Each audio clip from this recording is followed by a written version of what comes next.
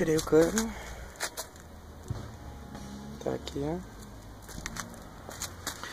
ó. Aqui embaixo, esses dois cabos aqui estavam numa borboleta que fica no cano.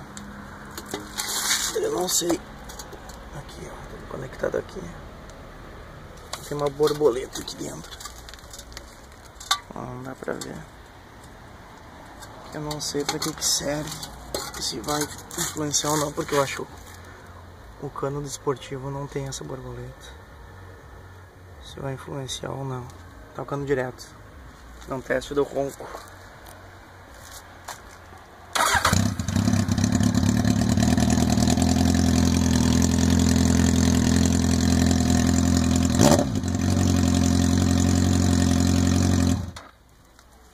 Ficou forte o negócio. Demais até. Próximo passo é instalar o cano esportivo.